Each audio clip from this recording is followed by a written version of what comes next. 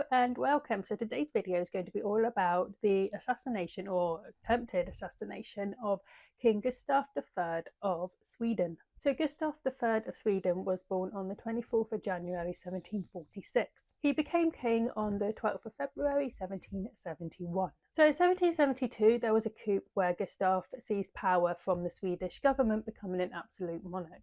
Now he had done this not wanting to be an absolute monarch, or maybe he might have wanted to be an absolute monarch, but that really didn't seem to be his goal when he orchestrated the coup. The reason he'd done it was because the Swedish government, the Riksdag, was really divided. He tried to mediate between everyone, but that didn't work, and then Sweden began to fall prey to Russia. So that by taking power and becoming an absolute monarch, this meant that Sweden kept its independence, and he also went to war with Russia. So Gustav believed in enlightened absolutism. This was the conduct and policies of an absolute monarch who were influenced by the ideas of enlightenment. Now, Gustav would spend a lot of money on cultural ventures. He founded the Swedish academies and had the Royal Swedish Opera and the Royal Dramatic Theatre built. Gustav also legalised Catholic and Jewish presence in the country. He restricted the use of torture and capital punishment and enacted wide-ranging reforms aimed at economic liberalism and social reform. Now, since his coup, Gustav's nobles had started to hate him, especially the ones that were in Parliament. And since the implementation of the Union and Security Act in 1789, which gave the king sole power to decide war or peace, they really hated him. So in the winter of 1791-1792, a group of conspirators got together and decided that they were going to assassinate Gustav and reform the constitution. Swedish military officer Jacob Johan Ankerström was chosen to carry out the assassination.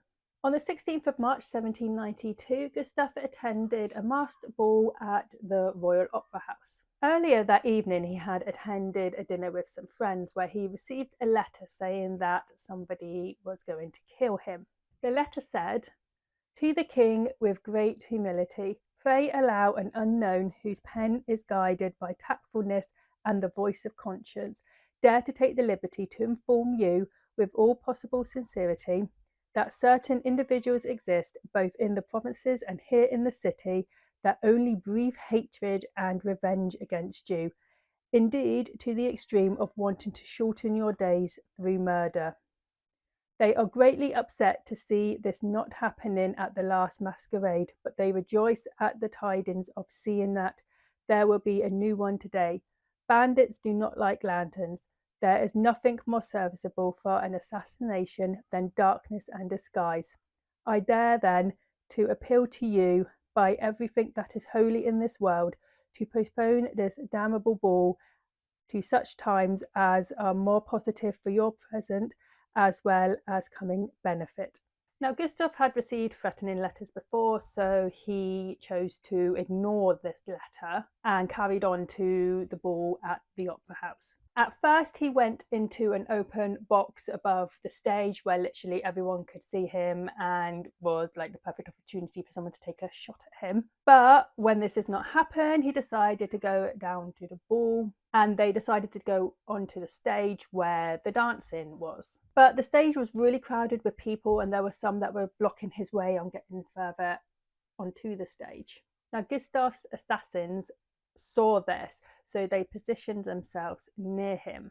Ankerström pulled out his pistol from his pocket and shot at the king. Now, because the king was actually turning to speak to one of his men at the time that he was shot, now, because Gustav had actually turned to talk to one of his men at the time that he was shot, the bullet went in at an angle through his third lumbar vertebra to his hip. So Gustav was not killed by this shot. His men managed to get him to his private quarters, and then they sealed all the exits to the Opera House. Ankerström was arrested the next day, and he confessed to trying to kill the king, but he denied there being a conspiracy until he was told that other people had confessed that there was. So Gustav was still alive, so the assassination had technically failed. This was not a fatal wound. So Gustav was still alive, the assassination attempt had failed, and the wound was not thought to be life-threatening, so he was patched up and then recovering in bed. But soon infection set in, and this is what killed the king on the 29th of March 1792. He was buried on the 14th of May 1792. But what happened to Ankarström and the rest of the conspirators? So some of them who were from the nobility lost their noble titles and they were exiled from the country. One of them actually poisoned himself 6 weeks after the assassination attempt, and others were put in prison, with one of them dying while in prison. Ankarström had his estates and noble privileges taken away. He was then sentenced to be chained in irons for 3 days and publicly flogged. He was then to be executed. Now, for his execution, he had his right hand cut off, which I am guessing was most likely the hand that he used to pull the trigger on the gun. He was then beheaded and his body cut into quarters. Now, a little bit of a trivia fact. The Italian composer Giuseppe Verdi's 1858 opera Un ballo in Miscera is actually based on King Gustav's assassination. So there's a little video about the assassination of King Gustav III of Sweden. I hope you enjoyed it. If you did, like and subscribe, and I'll see you next time. Bye.